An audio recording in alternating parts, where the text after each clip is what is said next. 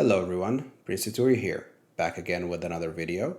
This time we'll be covering a tier list on the unique effects that you get as each race in the game while holding the Nemesis Crown.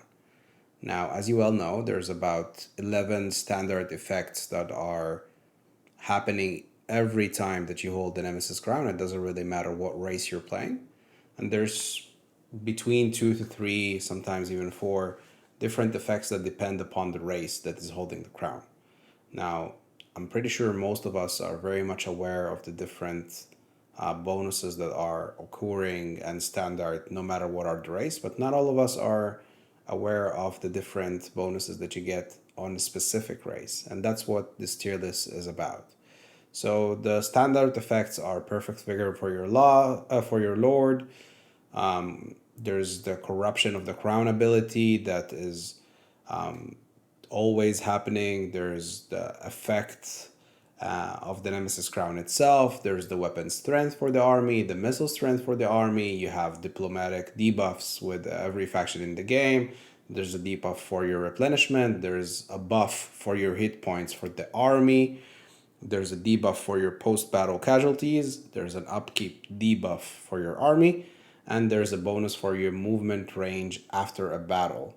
That's the generic and standard effects that you get no matter who's holding the crown. Now, if you play as the Beastmen, you get +2 ruination gained after each battle. You have further cost for your dread, about 30% once you hit the highest level of the corruption of the crown. And you have a debuff from your income post-battle. So for that, I would have to put the Beastmen under A tier, and I'll explain. The ruination gained is very important to keep the momentum going for your Beastmen. You will be able to close more rituals doing that while having the ruination gained substantially more. The dread cost is annoying. I wouldn't say that it's not, but at the end of the day, as long as you're pillaging and ruining the world, you should be swimming in dread, and that shouldn't be so much of a concern. And for the income from post-battle loot, most of your army are not really costing you money, so they're kind of free. So that's not really affecting on you. Plus, if I look at the Beastmen, they do really benefit from the weapon strength. They do really benefit from the fact that their hit points are getting higher. Their upkeep plus 30% is really irrelevant for the Beastmen, and plus 30% movement range after battle when most of them already have a pretty considerable movement range, especially Taurus. That would be really good for you. Plus, the diplomatic relations with every faction -100 is not really that bad because Beastmen naturally are hated. So I would probably put them under A tier, maybe S tier. I will have to go through the list and see how it goes from there. For Bretonia, you get ward save for your cavalry in that specific army, plus 25%. And that's a huge bonus for the cavalry in Bretonia. Imagine having Grail Knights with a lot of ward save. That really makes them pretty much impossible to kill. You do gain a debuff for your chivalry per turn, but that's only -10 in the tier 5 of the Nemesis Crown. So that's really something that you can offset, and that's not too bad. What I will say about Bretonia, obviously the -100 relations with the world is not really beneficial, but if you pick up the Nemesis Crown in the mid-game or even the late game, once you have established your allies, that shouldn't be so much of a deterring factor to pick it up, because that army that is holding the Nemesis Crown will have very resistant cavalry, and the chivalry per turn debuff is not so much of a hassle. So I would say also Bretonia goes under A tier. For the Demons of Chaos. The Demons of Chaos get less glory gained by every battle, faction-wide, but they do gain plus 25% physical resistance for the army. So for demons to put on top of their innate physical resistance, more physical resistance, that would be very, very, very good. I will say that the fact that you are losing some of the glory gained, it really depends on what stage of the campaign you're picking it up as the demon. But concerning the rest of the debuffs and buffs that you get out of the Nemesis Crown, the diplomatic relations are not really a problem because, again, you're hated either way. For the hit point, that's great. Demons don't usually have a lot of hit points, so that helps. Replenishment debuff is not that crazy because today in the game you have demons reforged as a mechanic, so some of your demons, even if they don't have a lot of replenishment, might get resuscitated after a harsh battle. And the upkeep is a deterring factor, but again, as the demons of chaos, you should be at least bringing some money home. So I would put it under B, mostly because this is a very weak faction. It's not a very strong faction. Therefore, I'm putting it here. But if it was a stronger faction, I would probably bump it up. Let's go for the Chaos Dwarfs. So for the Chaos Dwarfs, you will be gaining a lot more Conclave using the Nemesis Crown, plus 25%. And you will have -6 Public Order faction-wide. Which again, if you're playing on Legendary, that stacks with the -8 already. So that's a bit annoying to hold on to. But at the end of the day, the Chaos Dwarfs do have different ways to offset the problems with the Public Order, be it by having different item sets or different traits for your lords and stuff like that. And in general, rebellions are not really an issue while you're playing Chaos Dwarfs. Plus, it's not really that much of a problem because even if you have rebellions, you can farm them for, let's say, laborers and slaves. So that's not too bad, frankly. For the Conclave gain, that's obviously amazing. If you stack that on top of, let's say, the faction of Drazo Duashin, you can get to pretty crazy numbers of Conclave gained every battle and every turn you're making. So that could really propel you very, very fast ahead. For the rest of the effects, again, weapon strength, missile strength are always good for both because you have good melee infantry and you have good missile infantry in the Chaos Dwarf factions. -100 diplomatic relations is not so much of an issue because, again, you're hated either way. And upkeep is not really an issue for the Chaos Dwarfs because you should be swimming in money. So I would have to put it under S tier for me. Let's dive into the Dark Elves.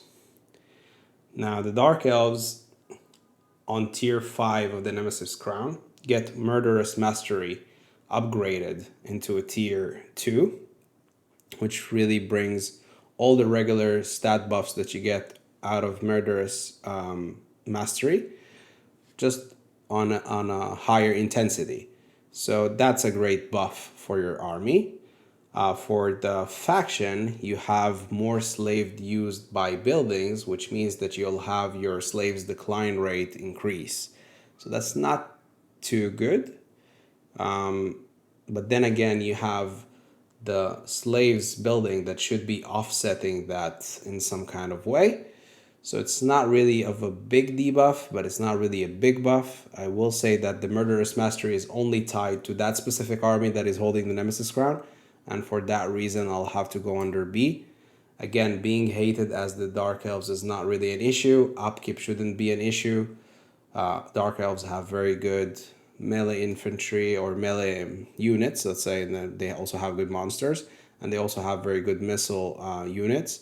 Therefore, those buffs are good for them, but at the end of the day, it's nothing game-breaking whatsoever.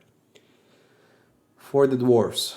For the Dwarfs are one of the factions that really you shouldn't be picking the Nemesis Crown at all because the debuffs are really deterring you from doing so. So for the Dwarfs, if you pick the Nemesis Crown, you will have -25% oath gold from all your buildings faction-wide. So that's really a handicap to not let you use that artifact. Plus, you also have minus 50 relations with other dwarfs. So that makes Confederation a bit harder from the diplomatic way. I will say that since then, since they implemented the Nemesis Crown, there's been different reworks for the dwarves, and now you can confederate the legendary lords by the mechanics of the Great Book of Grudges, and yet you wouldn't want your kin to start fighting you as the dwarves. And the debuff for the Oath Gold is really making it hard for you to produce Oath Gold for the different items and banners and runes that you want to create using Oath Gold. So I wouldn't prioritize that as a dwarf. I would even say stay away from the Nemesis Crown as a dwarf. You are an Order faction. You want good allies. You want the Empire to ally you. You want Bretonia to ally you, etc., etc. So I wouldn't really go there. Plus, most of your units are strong enough already. They have good health. They have good missile strength and good melee attack and weapon strength. So I wouldn't really prioritize that much. Let's go to Grand Cathay. For Grand Cathay, the bonuses are for melee attack for Yang units. So on the tier 5, the highest tier of the Nemesis Crown, you get plus 15% melee attack for all your Yang units. Now this is a good multiplier because your Yang units are your melee units either way. So you're adding melee attack on a unit that is already in melee, and you're not adding them to, let's say, Yin units that are usually your missile units. So that's good. It's a good buff. Plus, take into consideration that it comes on top of the usual weapon strength buff for your whole army. So that really can create a good melee doom stack for you in Cathay. The downside, on the other hand, is that it adds plus 5 Yang to all your provinces. So you should be really considering how you can balance your provinces again. So it can be offset. That's not an issue. It's just choosing more yin buildings. But you should be aware of that it's becoming kind of a provinces management crisis in a way to keep your provinces balanced. So I would put it under A because, again, it can be offset. But I think that it's a good buff in general. Okay, the Greenskins. Now, for the Greenskins, you will get minus 25% out of sacking. So that's not too good. But you will gain a lot of reputation per turn. You will get plus 3 reputation per turn for that army. Now, I don't think that's a strong buff because at the end of the day, once you're fighting as Greenskin, and you should be fighting 90% of the time, I wouldn't let go of my main source of income, which is sacking most of the time, sacking and looting in a way, to gain a bit of reputation. Because if I'm fighting all the time with a lot of armies all over the map, I should be gaining reputation with no issue whatsoever. So that's not something I would prioritize as the Greenskins. Plus, again, you have different ways to buff your armies, be it with weapon strength or missile strength. That's not really an issue for the Greenskins, and minus 100% relations with other factions is not really an issue for Greenskins, again, because you're hated. So it only comes to the question if I would let go of a big source of my income for reputation. And I think that I wouldn't do it because, again, I don't find myself struggling to build reputation as the Greenskins. For the High Elves on tier 5 of the Nemesis Crown are reduced influence per turn, minus 10, but they do gain diplomatic relations with Dark Elves, plus 250. That makes it pretty much likely that you will have your Dark Elves as your allies. So if that's something that you want to do and create this harmonious life between High Elves and Dark Elves and go against the world, that's something that you can do using the Nemesis Crown. Because I do remind you, those plus 250 relations with the Dark Elves are negated a bit by the minus 100 with all factions. So I will say that you will become isolated and you will create this magical alliance between elves, high and dark, but you should be considering that probably most of the world will come to hunt you down. So I would probably put it under C because that's not something I would be pushing to get real fast. Let's do Khorne next. Khorne gains skulls gained from kills for that army plus 250%. So that's really good. You need more skulls for your skull storm. And the problem with this, the debuff that comes with it, is the chance to spread to ruins and occupy them automatically is reduced by 25%. Now, at the end of the day, as Khorne, you're not looking to manage a crazy big empire. You're mostly trying to just kill everything in your sight. And you need maybe one province, maybe two provinces so you can recruit from them. But the rest of the time, you're not really trying to build an empire. You're trying to put the world to the ground and to burn it. So that's not really a huge debuff. And the buff for the skulls is amazing. You will get a lot of skulls using the Nemesis Crown. So I would put it under S tier as far as I'm concerned. Again, you're hated by everyone. It's not really an issue. As Khorne, you should be really burning the world and you shouldn't be caring about upkeep and stuff like that. And this only makes your army stronger. So there is no reason whatsoever as Khorne to not pick the Nemesis Crown. Let's go to Kislev next. For Kislev, the unique buff that they get is ward save for all your bear units. So imagine being Boris with your bear riders with another 25% ward save on top. That's amazing, really, because you can get your bears to be unkillable this way. The minus that you will get and the debuff is that you will have chaos and divided corruptions in all your provinces plus 5. I think that's manageable. Again, if you pick the Nemesis Crown later on in your campaign, once you've already established good relations with your allies and stuff as Kislev, I think that having the Nemesis Crown is not so much of an issue, so I'll have to put them under A. For the Lizardmen. For the Lizardmen, you have an ability for the army that is called Feral Rage. It's really a unique ability. It affects all the units in your army. It applies Rampage when they are below 50% health for 40 seconds. So that's, I'm not sure if it's a buff or a debuff for the Lizardmen, but I will say that the Lizardmen get ward save for all your monster units in that army for 25%.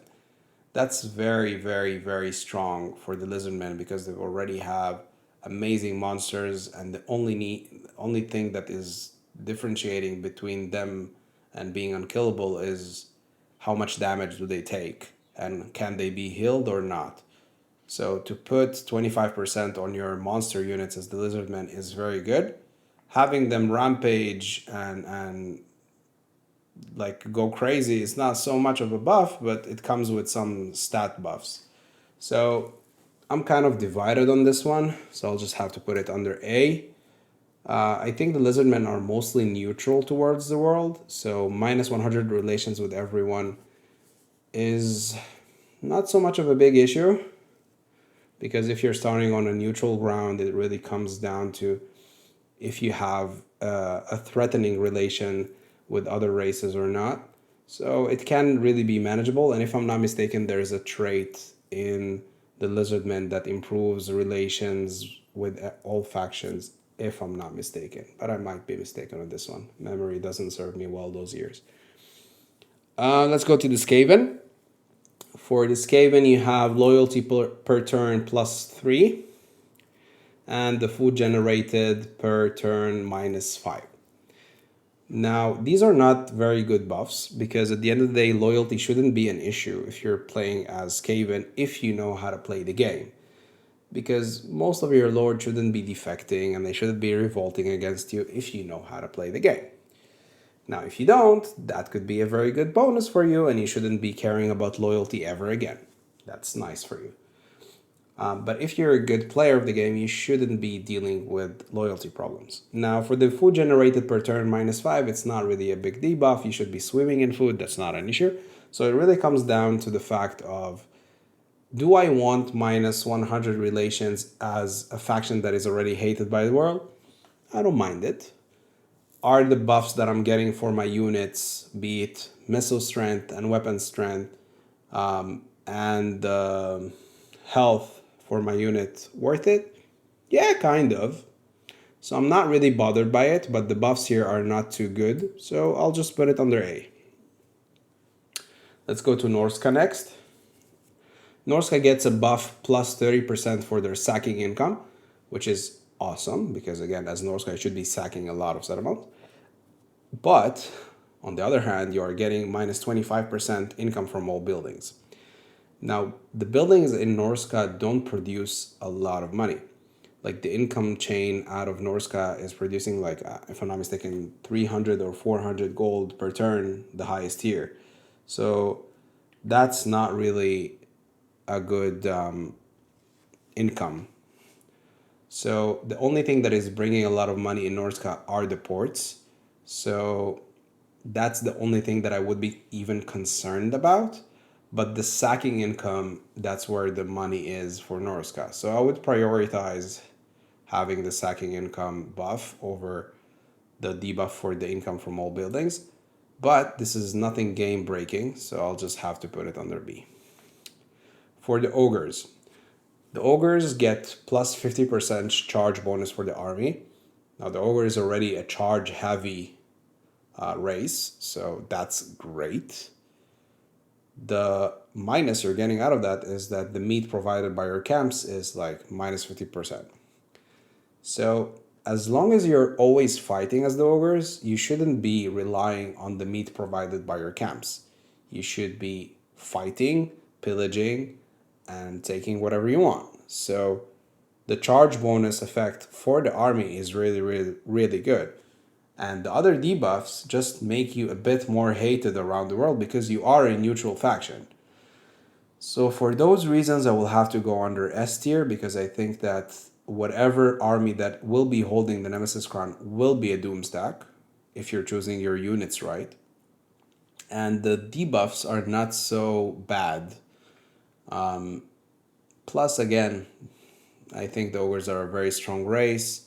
Imagine using this as Golgfag. You shouldn't be really feeling bad about it, because the relations are not really going to impact you so much. You're a mercenary, and you're probably going to make another stack besides Golgfag to be a doom stack that is pretty much unkillable.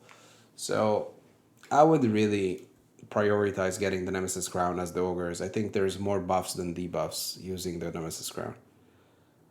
For the Tomb Kings, I think those are probably like the weakest from campaign side of things.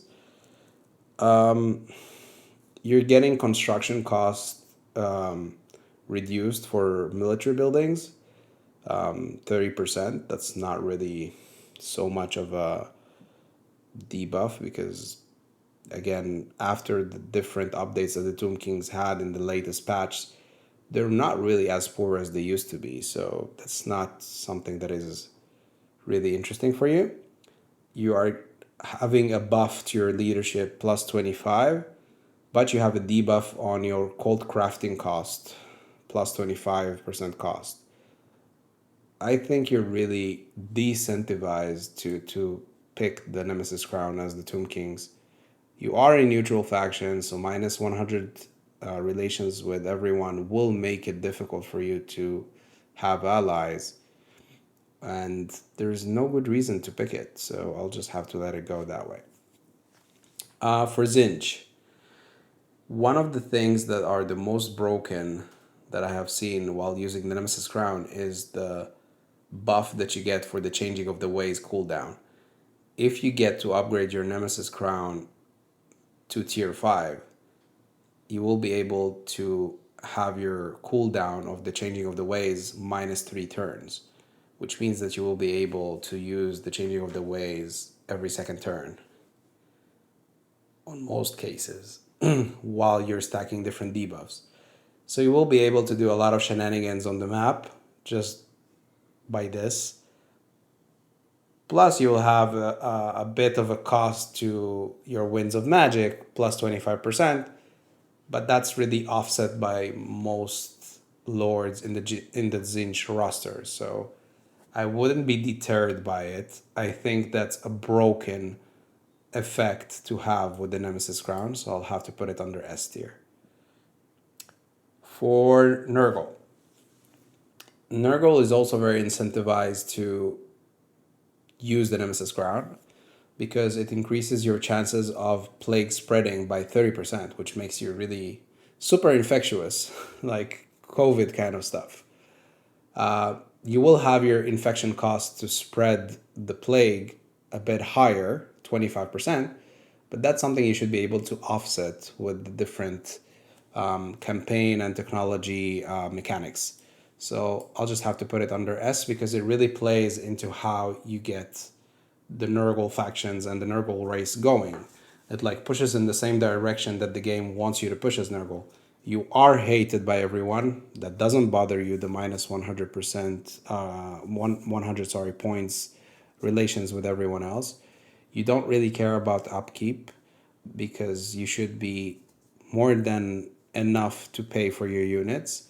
You are incentivized to have more health pool as Nurgle because you are able to heal and regenerate.